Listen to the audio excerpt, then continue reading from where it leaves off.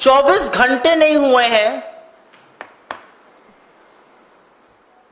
ND गठबंधन की सरकार बने, नरेंद्र मोदी को प्रधानमंत्री पद की शपथ लिए और भारतीय जनता पार्टी के लोगों के काले कारनामों ने एक बार फिर सिर शर्म से झुका दिया है। और ये जो आरोप लग रहे हैं ये हम नहीं लगा रहे हैं, ये बीजेपी के अंदर से, संघ के अंदर से उनके नेता, उनके कार्यकर्ता, उनके समर्थक लगा रहे हैं।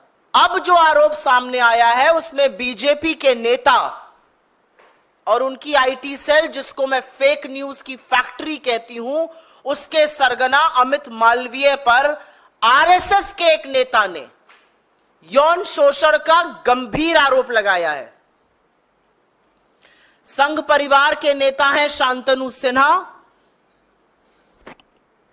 वो बीजेपी के बंगाल के पदाधिकारी राहुल सिन्हा के भाई हैं, एबीवीपी के सदस्य रह चुके हैं, हिंदू संघ के प्रमुख हैं। उनका कहना है कि बीजेपी आईटी सेल के प्रमुख अमित मालवीय बंगाल में औरतों का यौन शोषण करते हैं और सिर्फ 5 सितारा होटलों में ही नहीं, बीजेपी के दफ्तर तक में ये काली करतूतें चलती हैं।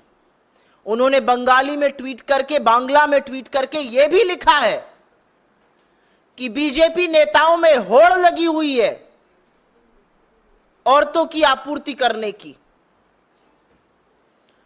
उनका कहना है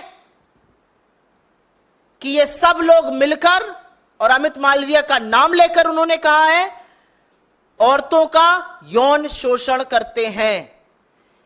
ये आरोप कांग्रेस पार्टी का नहीं है, ये आरोप संघ के एक व्यक्ति का है जो बीजेपी से जुड़ा हुआ है। मैं जानना चाहती हूं, बीजेपी की आईटी सेल है या दरिंदों का जमावड़ा है? आपको याद होगा उत्तर प्रदेश के आईआईटी बीएचयू का वो गैंग रेप कांड, जिसमें सक्षम पटेल, कुणाल पांडे, आनंद चौहान जैसे लोगों का नाम आया था। ये सब शीर्ष नेतृत्व ही नहीं, प्रधानमंत्री मोदी के बड़े करीबी लोग। लेकिन ये बीजेपी की आईटी सेल के संयोजक, सह संयोजक और उसके सदस्य थे। तो दरिंदों का जमावड़ा है क्या बीजेपी की आईटी सेल? आज सवाल इस बात का है, आज सवाल इस बात का है कि बीजेपी की आईटी सेल में कैसे लोग हैं भाई? एक ध्रुव सक्सेना था, आईएसआई की मुखबिरी करते हुए पकड़ा गया था, हिंदुस्तान में मुखबिरी करता था आईएसआई के लिए। ये किन दरिंदों से, किन लोगों से भरा हुआ है बीजेपी की फेक न्यूज फैक्ट्री, बीजेपी की आईटी सेल? और बीजेपी में कितने महिला विरोधी लोग हैं भाई? हाथरस से लेके लखीमपुर, लखीमपुर से लेके उन्नाव, उन्नाव से लेकर चाहे वो उत्तराखंड की अंकिता भंडारी हो, चाहे वो गुजरात की बेटी बिल्किस बानो हो, चाहे वो इस देश की सबसे होनहार खिलाड़ी बेटियां हो, हर बार आरोपी बीजेपी का नेता। कभी कुलदीप सेंगर, तो कभी चिन्मय आनंद, तो कभी ब्रजभूषण, तो कभी अंकिता भंडारी का हत्यारा जिसके पिता बीजेपी के नेता है। कैसे लोगों से बीजेपी भरी पड़ी है? और सवाल इस बात का है कि इतने गंभीर आरोप आपके बड़े पदाधिकारी के खिलाफ लगे, लेकिन एक शब्द नहीं बीजेपी की ओर से, कोई प्रतिक्रिया नहीं, कोई उस पर एक्शन लेने की बात नहीं। तो आज सवाल इस बात का है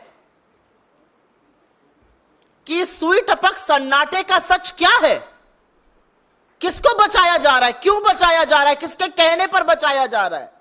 अगर इतना बड़ा आरोप किसी बीजेपी के बड़े पदाधिकारी पर लगा है तो बीजेपी का नेतृत्व क्या कर रहा है? नरेंद्र मोदी किस मुंह से महिलाओं की संरक्षण की बात करते हैं जब वो संरक्षण हर बार आरोपी को देते हैं? तो आज हमारी मांग है कि आरएसएस के एक वरिष्ठ पदाधिकारी के इस बयान पर बीजेपी क्या कर रही है।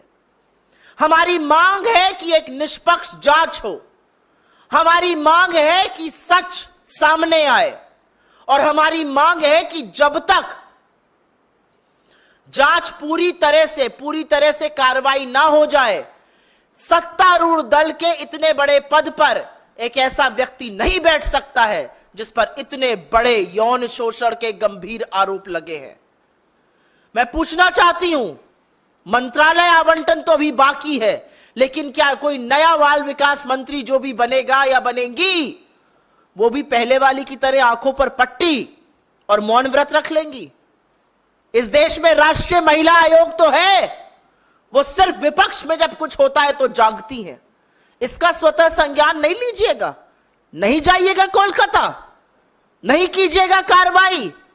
आप महिलाओं के संरक्षण, उनके अधिकार, उनके सामर्थ्य, उनके संबल के लिए है, लेकिन आपने सिर्फ गंदी घिनौनी राजनीति की है। आज भी वक्त है, जाग जाइए।